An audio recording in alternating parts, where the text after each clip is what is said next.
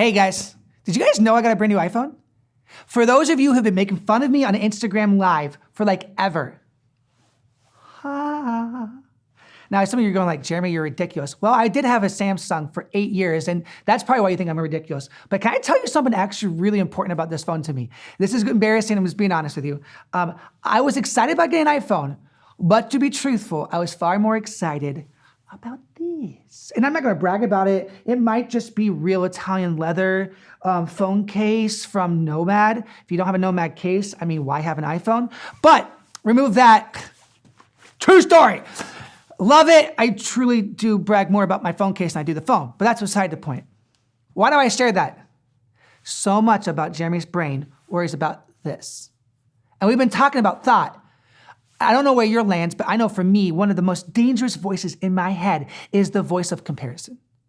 I worry so much about self-image. I worry so much about how I look. And I'm worried about right now the fact that I've taped 4 of these videos now in the exact same clothes without changing. Because Jeremy usually comes with a full wardrobe to the video production room, planning out every single video. I did today. I forgot to change into my clothes. So much of the voice in my head is worrying about how cool of leather I have on my phone case. It's pretty ridiculous. But actually one of you seniors, Maggie Huntley, actually joked with me, probably trying to be nice, but really was just being honest and saying, Jeremy, you're ridiculous. And she goes, Jeremy, it so matches your brand. And I remember thinking, like, that's so cool. Then I stepped back and went, I'm so worried about my self-image. I'm so worried about making this face one so cool that even my students are starting to say, Jeremy, you have a brand and it's kind of ridiculous. I don't think she meant that in a negative sense, but to me, I'm starting to acknowledge that so much of my life has been about comfort.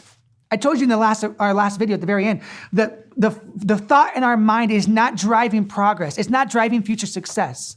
How many of you who are juniors and seniors specifically, but I think even younger ones, students, are worried about their future? Every single counselor is asking me for next school year's classes. What are you taking? What does it mean for the future? What are you gonna do? And you're stressed with this idea of like, well, I gotta do something. And if you're like me, your mind naturally goes to, one, I don't know, because I don't know what my purpose is. I don't know what my value is. That because I have this ugly, like hidden face, I struggle with the authenticity that lands here in the second face that my family, my wife gets to see, right? And because of this, I put on this fake persona of excellence, but I know I can actually never truly achieve it. And so when I start thinking about the future, my mind starts to crumble. My heart begins to race because I'm nervous and I'm stressed again. True point, just 2 weeks ago, I went into a Chick-fil-A drive-thru line because for real, it's Chick-fil-A. You gotta have Chick-fil-A Jesus chicken every single week during the quarantine. But I had just got my phone. I had just gotten an Apple Watch. I bought it from the one and only Kim and G. And I have it on, and my watch beeps at me and says, you need to do a breathing pattern. You're stressed. And I went, oh no, I'm not watch. Okay. So Sarah and I are in the drive-thru line, and I'm just doing this breathing pattern for 60 seconds. And Sarah looks at me and goes, okay, you're stressed. What are you doing? And I just got an email that really just threw me off. I was having a good day. Sarah and I were driving up to the church, ready for the care center to serve all day on Monday. It was going to be awesome, but we had to get our Chick-fil-A first. And I got an email, and immediately in a moment, I went from positivity to this ugly face I was trying to hide. But my watch, oddly enough, noticed it and said, Jeremy, you need to breathe. Here's the thing I want to encourage you with right now. Do you need to breathe? And what do you need to breathe from?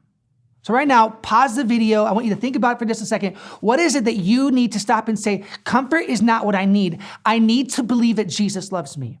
I need to believe that I'm good enough. I need to believe that I'm pretty enough. I need to believe that I'm just good enough because I am a creation from God's own hands. Pause the video right now and say, be honest with yourself. Dialogue together in a small group. What do I need to take a breathing exercise so that I calm and step away from? What is that thing that you need to take a breathing exercise from? Pause the video, think about it.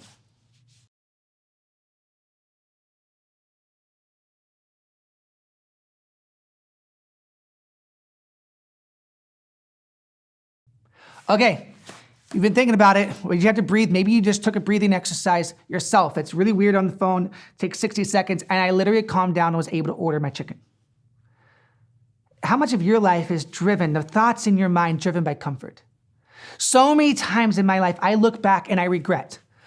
Do you have regrets yet? Maybe you regret ever dating that boy or that girl in 7th grade. Maybe you regret ever trying out for that softball team. Maybe you regret never not trying out.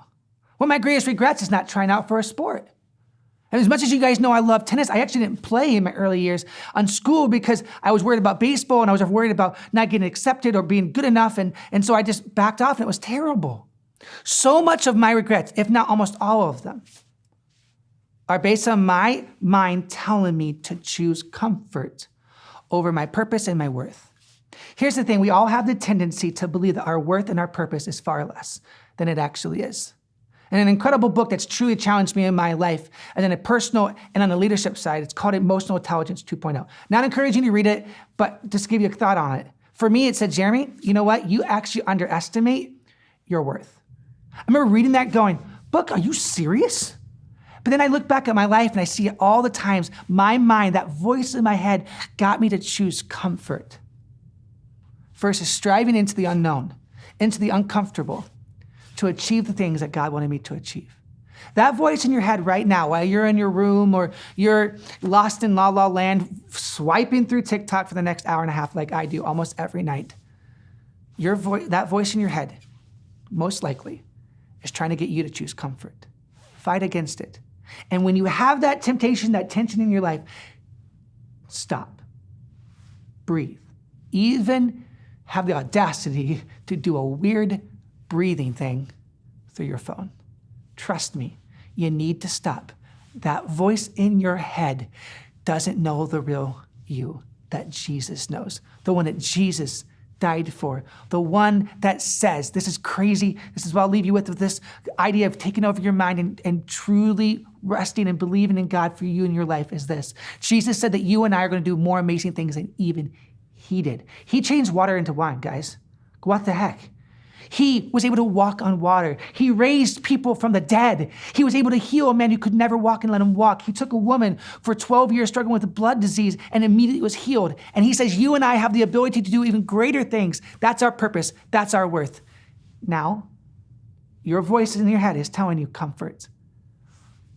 Don't listen to it. Fight back. You are more valuable, more amazing, and more loved than you'll ever believe. And I can say that because I learned this. I'm a 3 on the Enneagram because I thought that the only way I could be loved was to achieve.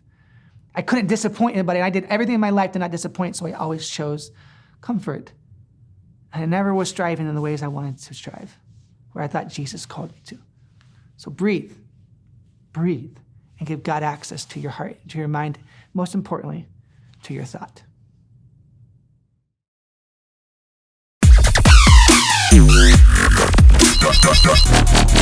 Yeah.